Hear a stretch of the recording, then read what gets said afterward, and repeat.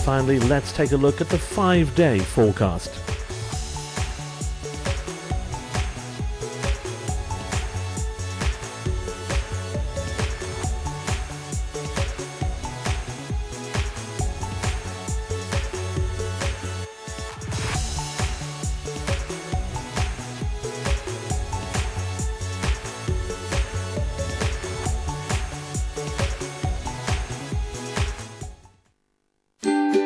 CanCanCarFinance.com sponsors the weather on madeincardiff.tv.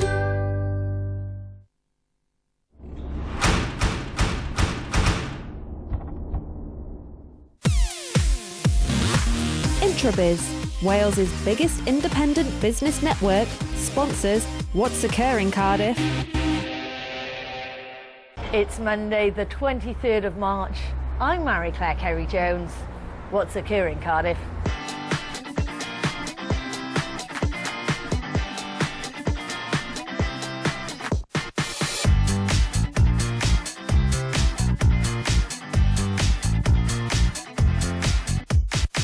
Welcome to the programme. Today we've travelled outside Cardiff here to the Grog shop in Pontypridd because Grogs are celebrating their 50th anniversary. So when I go inside to meet the team, why don't you take a look at what else is coming up on today's show? This play that precedes the opera is based on quotes from our own rehearsal process. So there's been certain aspects which is quite difficult in terms of rehearsals, like we couldn't find a baritone for about 6 weeks, and we had various ones coming in for a night, things like that. To make a figure like this would take about between 6 to 8 weeks from scratch, but then after that the mould has to be made and each figure is cast and hand painted after that. There's obviously like lots going on, like netball and azure balling and gymnastics, as well as cheerleading, rugby tots, and we've got a lovely cafe open, so yeah, we're really excited. So it promises to be a great show, and I really am excited about being here at the Grog shop today. So we're going to start off by talking to Richard, who is the ceramic artist here. Richard, lovely to meet you. 50 years of Grogs, how are you feeling? It's amazing. We never really thought we'd get to this point, but you know, we just come into work every day and get on with what we're doing. Don't try to think too far ahead, but 50's year, and yeah, we're really excited about it, and hope we have a great year. It was all started by your dad. Where did the inspiration for the Grogs come from? It's difficult to say, really. Dad was a very individual person. He had his own ideas about life and what he wanted to do with it. And he just decided he wanted to stop work, start making things out of clay. I don't know really where the idea came from. He was inspired by Jacob Epstein's figure of Jacob and the Angel, which he saw when he was on holiday with my mum, and said, I want to do that for a living, which bravely she said, okay, you can, I'll carry on working. And you know, brought us kids up, and we were brought up with Dad doing that. You know, we thought it was just a normal thing. And obviously you're now part of the business, your sister's here. What's it like being part of it? Because it's an institution here in Wales. Yeah, it's strange for us because we've grown up in it, and you know, this is our home really. It's full of rugby memorabilia and Grogs. We don't think of it as being different, but now and again someone comes in and reminds us that this is sort of different and quite extraordinary really, and the life we've led has been, you know, strange but wonderful, you know. Why do you think they've been so popular for so long? That's hard to say. I suppose people know that we're doing it because we love doing it, and you know, we love the sport of rugby. It's our big inspiration, and I think people just appreciate that's why we're doing it really. It's not because we're trying to make $1 million or anything like that. It's just our life, you know, and that's what Grogs are about. Obviously the Welsh players will have grown up with Grogs, but the international players have had Grogs made for them as well. What reaction do you get from them? Thankfully, they're very generous. We don't try and take the mick out of them. The older Grogs were a little bit rough. Over the years, we've refined the process so that, you know, we don't put too many big noses on them and take the mickey out of them. But yeah, they're all very good with it, you know. First time ever I'm making myself after all this time, so I know what it feels like to be grogged now. It's a bit unusual, but they've because always, you've made one for your 50th anniversary of you and your dad. Yeah, I've made Dad a few times before, but this is a figure including both of us. So I've had to look at myself and actually make a figure of me, which is a bit odd. But yeah, now I know how the players feel when they've been grogged. When they see themselves for the first time, it must be a bit of a shock. But obviously the Welsh players have grown up knowing that that's what happens when you play rugby, you have a grog. But you've got a lot of international players who've had grogs from you. Yeah, absolutely, yeah. I mean, the world is a small place now, and people get to know, especially with the internet, about what it means to be grogged. They know that it's beyond getting a cap, really, because it means that people are asking for them to be made. So what's your favourite grog, then? Personal favourite from me, it's difficult to say, really. It's usually what I'm working on at the moment, because that's the interesting part for me, is starting something new.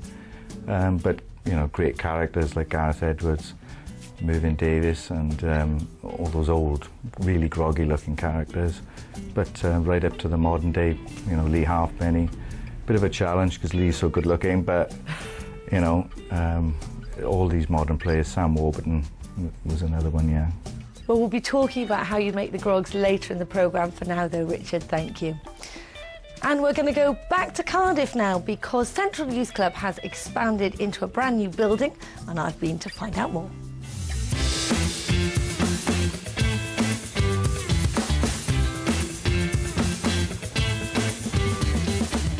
Because Cardiff Central Youth Club is bursting at its seams, we thought we'd try and get this place off the council, and luckily we got it for at least the next sort of 2 years or so. And I hope to just get as much sport and sort of community spirit going on as possible throughout the whole building. There's obviously like lots going on, like netball and azure balling and gymnastics, but as well as cheerleading, rugby tots, and we've got a lovely cafe open. So yeah, we're really excited.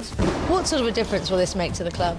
A massive amount of difference, because it just means that we've got obviously more space, but we've also got a lot more opportunities to get sports, like lots of different sports involved, and also get the community involved as well.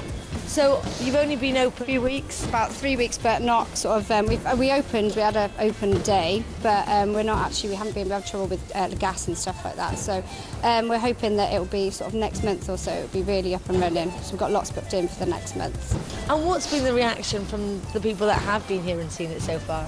Well, to the building, it's sort of been wow, because it's such a big building, and there's so much going, like dance rooms and lots of different things going on. There's also a pool down there which we hope to get up and running and things like that. But and just that it's just a great opportunity for the club, basically. So what would you say to people who haven't been down here to use the club about getting involved and using the facilities? Just come along and have a little look, and you can just try whatever. You know, it's open to all ages, all abilities, and it's all about hiring space. And if you want to do any sort of martial arts or anything over here, just come along and have a little look and see what we've got on offer. Well, today we're at the Grog Shop in Pontypridd because it's celebrating its 50th anniversary, and Richard and I have now come into the museum here.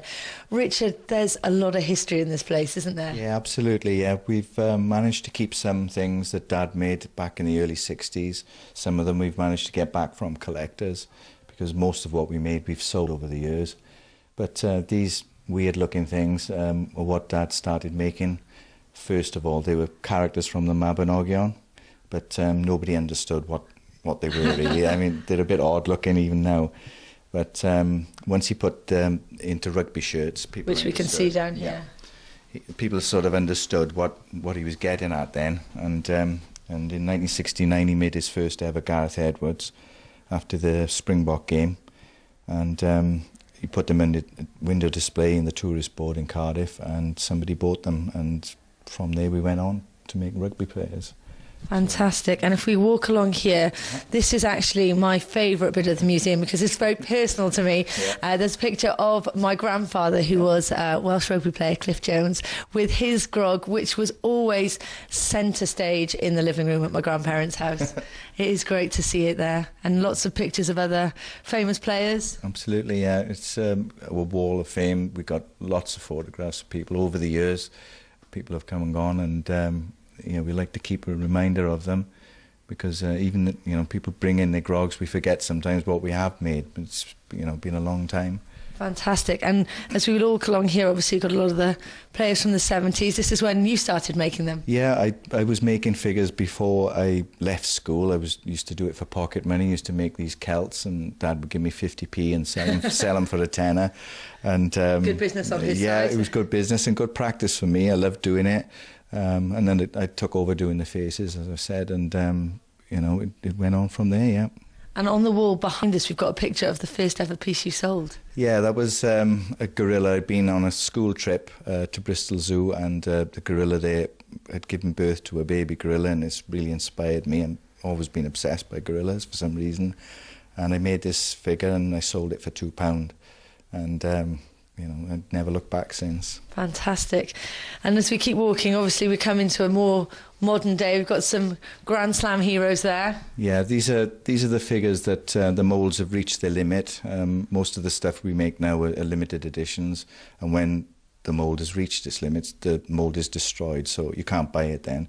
We've managed to keep back one edition of these just to give you an idea of what they are. But you know, it's kind of restrictive, but it does make the things highly collectible when the moulds are gone. Because on the row below, there's some that are going for quite a lot of money these days. Yeah, these figures, we used to make them in the early 70s. They used to sell for about £5.95. Now they're selling for £200 to £300 a piece. So we didn't actually buy these back. Someone lent them to us. A collector of ours lent them back so we can put them on display. Fantastic. And as we just go on a little bit further then towards the end of the museum, we can see that it's not just the rugby players, but, you know, some pretty famous faces here too. Yeah, there's Michael Jackson, David Bowie, Madonna, the Manic Street Preachers. The things that, you know, we're interested in people and we like to make them as well, but rugby sort of takes over. You know, whenever we get a bit of spare time, we used to have more spare time, but now it's rugby, so, you know, it's mostly rugby. And you're going to be busy now. Six Nations have just come to the end. Six Nations is over, but the World Cup's coming, so we don't know what's going to happen with that. We hope Wales are going to do well. You never know. They've done great in the Six Nations, so fingers crossed. Brilliant. Well, Richard, it's been wonderful to take this little trip down the Grog memory lane with you. Thank you so much for talking to us. No problem. Well, that's it for part one, but don't go anywhere because we're going to have a lot more from here in part two, including how these grogs are made.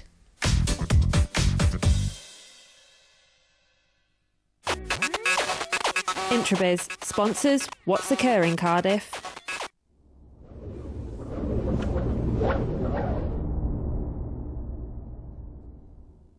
The 2015 general election is likely to be one of the most closely fought in recent generations. Old safe seats are no longer secure, and new political parties are challenging the old order. Next month, Made in Cardiff will be organising live debates for the key constituencies around the city. These are the seats which are likely to hold the balance of power in the next Parliament. For the first time on television, the electorate will be able to quiz not just the party leaders or their sitting MPs. This time we're opening up the whole list of candidates to let you decide.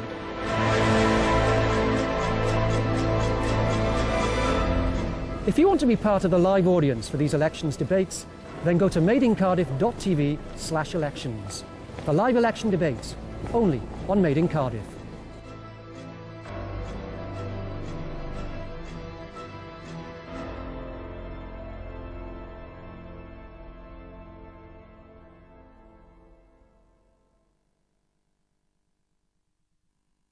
Find out in 60 seconds if you can drive away a new car today. That's right, today.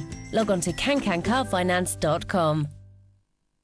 I believe that the very best stock is made from quality ingredients. That's why I use North stock pots, slowly simmered to perfection. They help give a rich and meaty taste that makes my best spaghetti bolognese. Simply stir in and really taste the difference. Some say you can't buy taste, but I disagree. North stock pots, try it for yourself. Every day. Every body. Effective moisturising. Even for eczema. Trust E45 Expert Care. E45 Cream. Clinically proven to treat dry skin conditions. And now try new E45 Overnight Hand Cream. to help repair skin overnight while your skin cells are regenerating. Time for a spring clean, and I've got this red wine stain. So I'm going to get rid of this stain using Vanish Gold. Take a scoop, mix it with some water, work it into the stain, about 30 seconds. And here's my favourite throw, totally stain-free. Easter Plus Kids equals chocolate stains. Take the Vanish Gold, take a toothbrush, give it a good scrub. That's pretty much gone. Pop it in the wash, no chocolate stains in sight.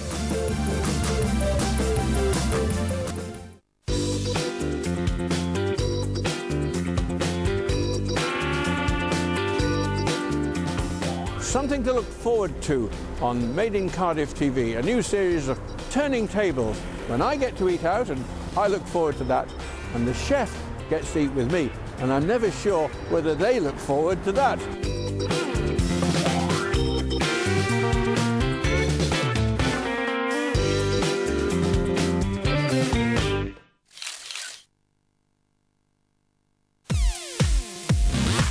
Intrabiz, Wales's biggest independent business network, sponsors What's Occurring Cardiff.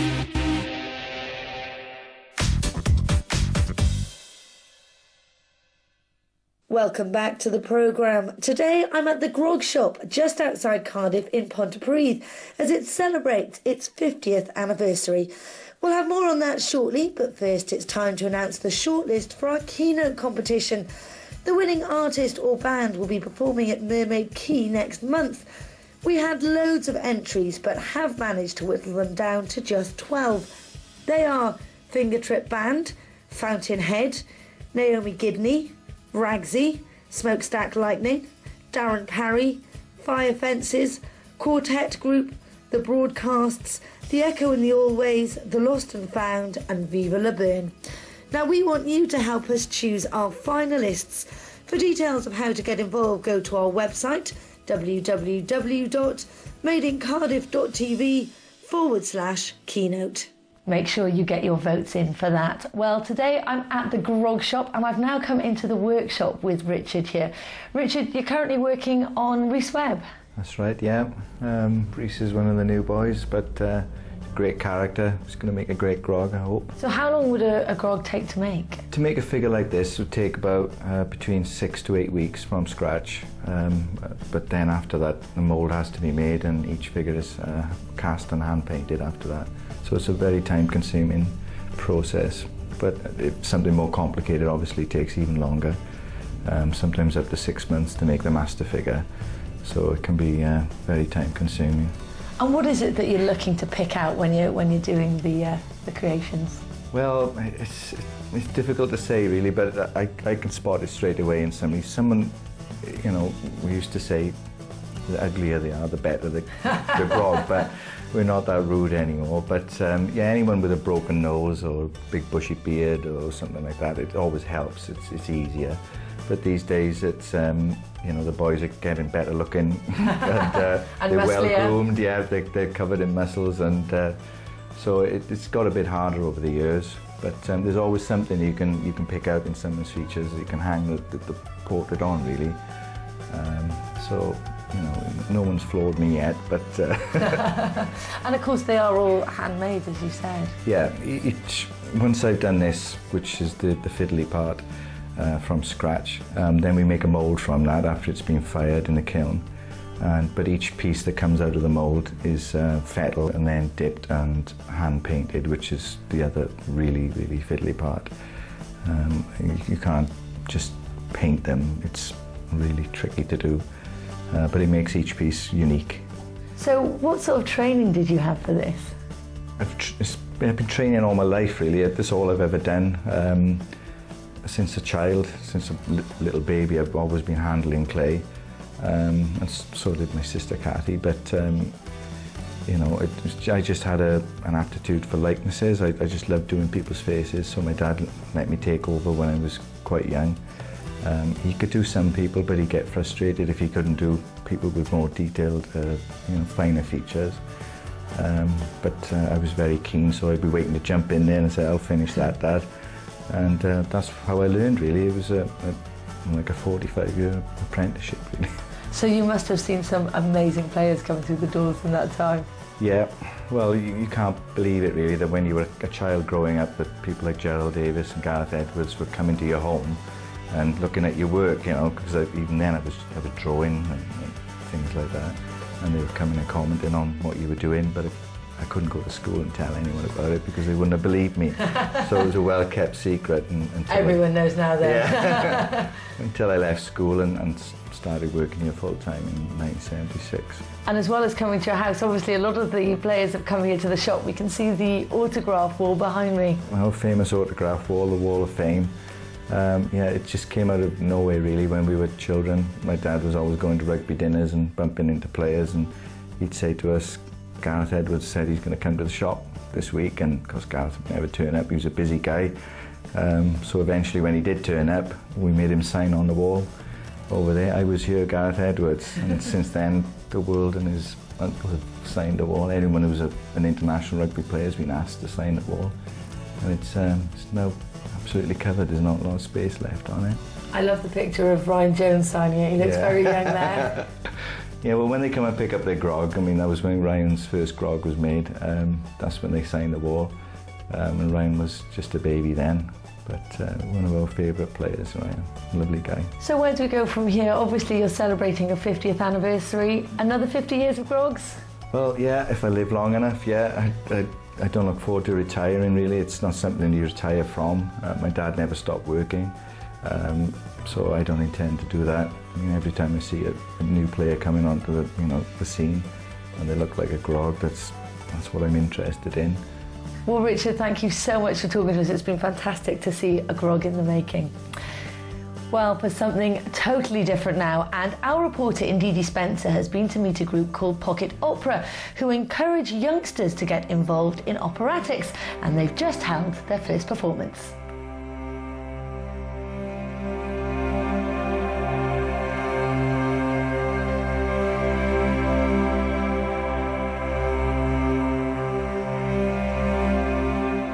What inspired you to set up Pocket Opera? Well, I often find I've been working in outreach with classical music for a few years, and I got into classical music in the first place in a slightly bizarre way. I used to be a rock singer, and then I got involved with a few choirs, some really excellent youth choirs, and that kind of excellence was the thing that really drew me to classical music. I found a quote by Eric Crozier saying in 1979 that it's best if the people doing the opera rewrite the play to suit their own circumstances. So I thought, brilliant, I'll go and do that.